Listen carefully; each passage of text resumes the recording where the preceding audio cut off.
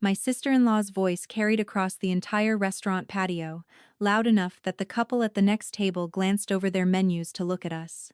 "You actually drove that thing here?" she said, nodding toward the parking lot where my silver 2009 Toyota Corolla sat between my brother's freshly leased Audi and her white Range Rover.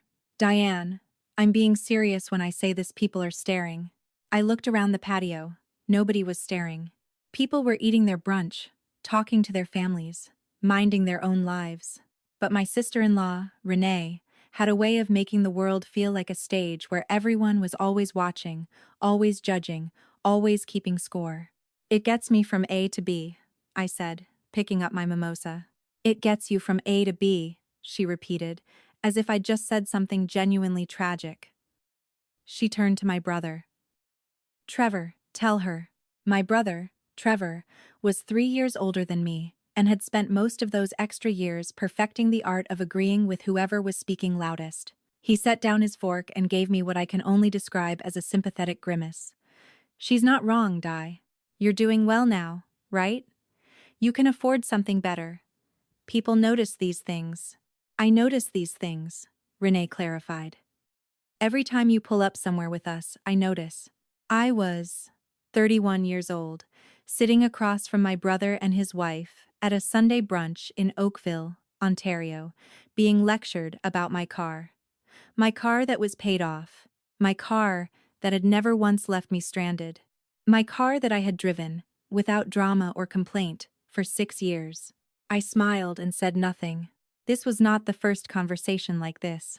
There had been the Christmas dinner where Renee mentioned 3 separate times that Trevor had just been promoted and they were thinking about updating the kitchen full reno, obviously, not just a refresh.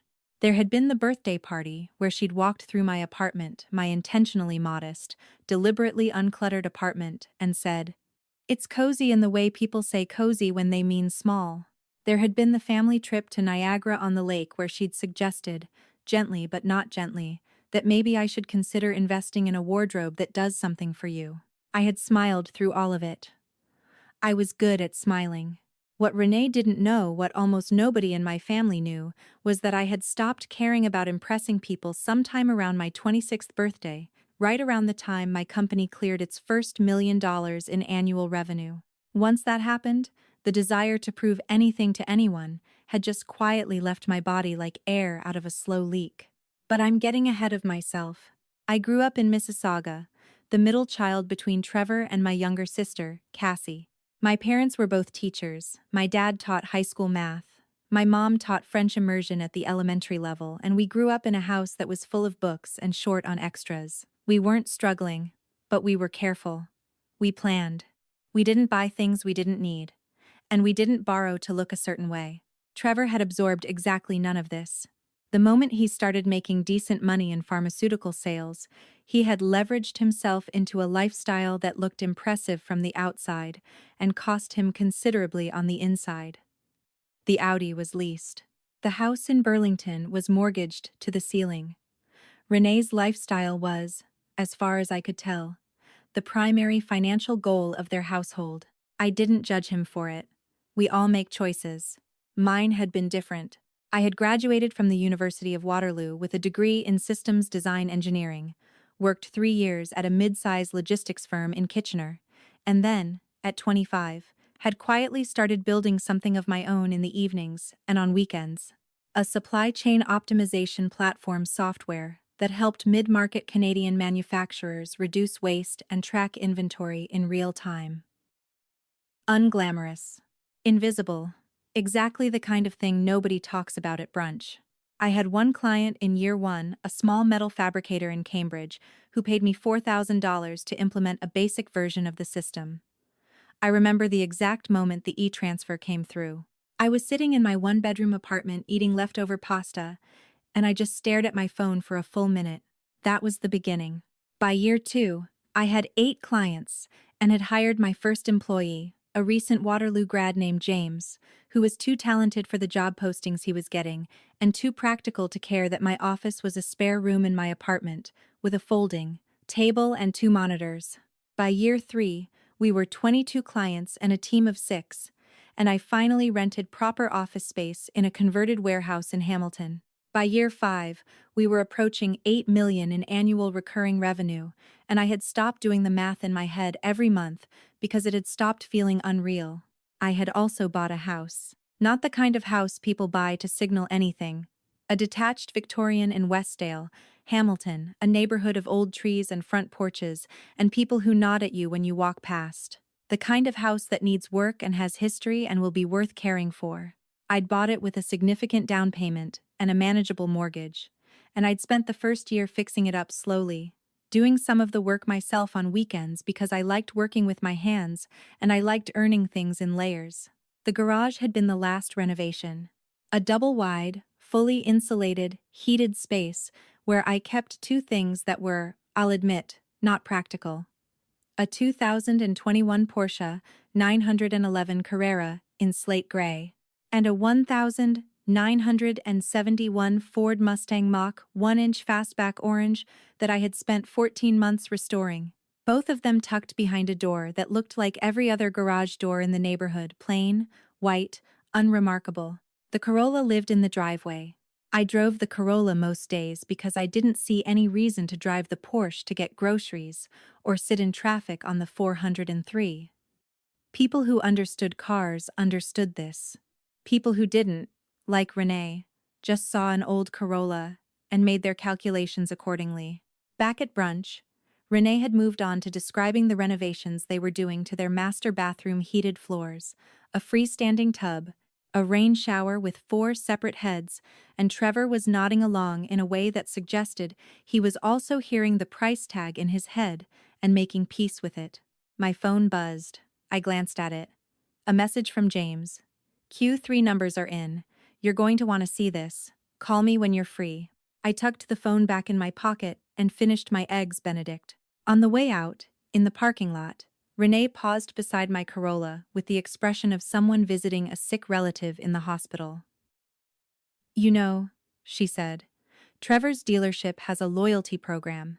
He could probably get you into something certified pre-owned, something that doesn't make people wonder. Wonder what?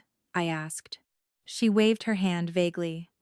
You know, wonder. I thanked her for brunch and drove home. The Q3 numbers were very good. I called James from my kitchen and listened to him walk me through the revenue breakdown, the client expansion numbers, the 2 enterprise deals we'd closed in September that pushed us into territory I hadn't projected until next fiscal year. When he finished, there was a brief silence.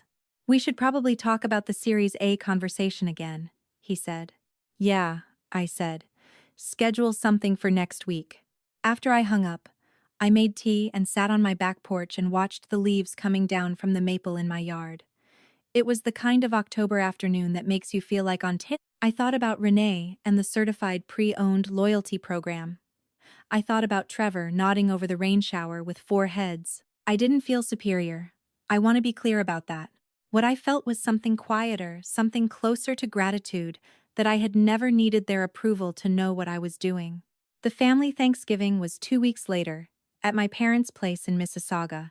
Mom made the turkey, and my dad made his famous sweet potato dish that he'd been making the same way since 1987, and would not be altering for any reason. Cassie came from Toronto with her boyfriend.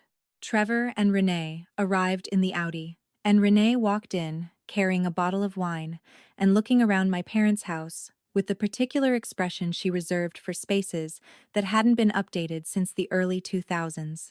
Dinner was fine. It was good, even.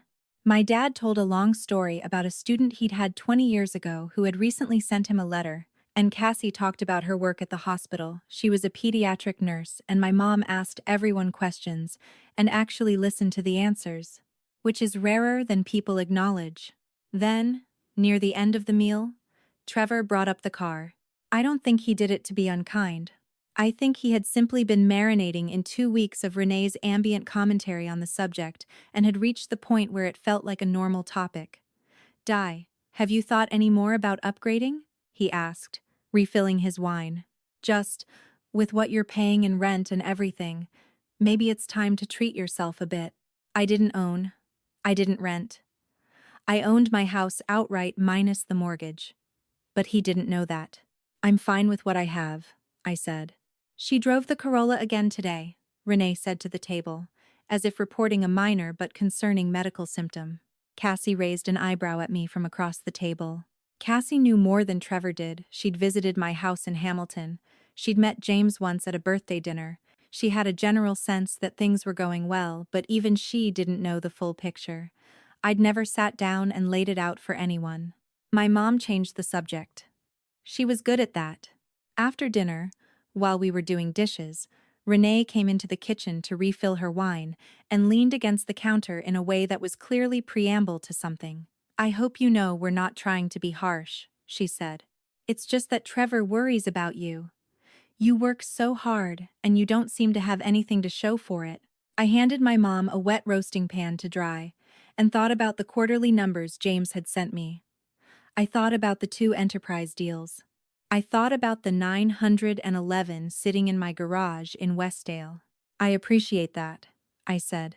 You're smart, Renee continued, which in her vocabulary was usually the opening move before a but smart doesn't pay for things, you know?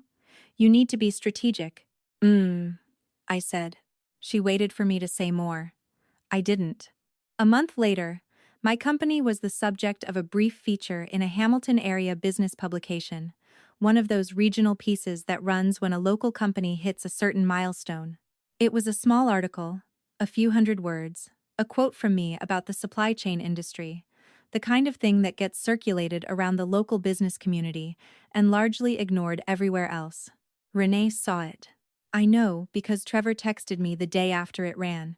Hey, Renee found an article about your company online. Is this right? These numbers? I texted back. Yeah, that's accurate. A longer pause than usual. Then, we didn't know it was that big. It's okay, I sent. You didn't ask. Another pause. Then, can we come see your place? Renee wants to. I thought about that for a moment. I thought about every brunch and every dinner and every parking lot comment and every she drove the Corolla again delivered to a table like a weather report. I thought about smart doesn't pay for things in my parents' kitchen. Then I thought about what my dad used to say when I was a kid and had gotten a better grade than I'd expected on a test I'd been nervous about. Let the work speak. You never have to. Sure, I texted back. Come Sunday. They arrived at 11 in the morning, in the Audi, and I watched from my front porch as Renee stepped out and took in the house with that same careful expression she used when encountering things that didn't match her expectations. The Westdale neighborhood was quieter than she'd imagined.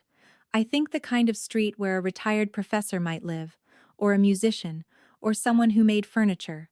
Not flashy, not obviously anything. It's charming, she said, which meant she was recalibrating.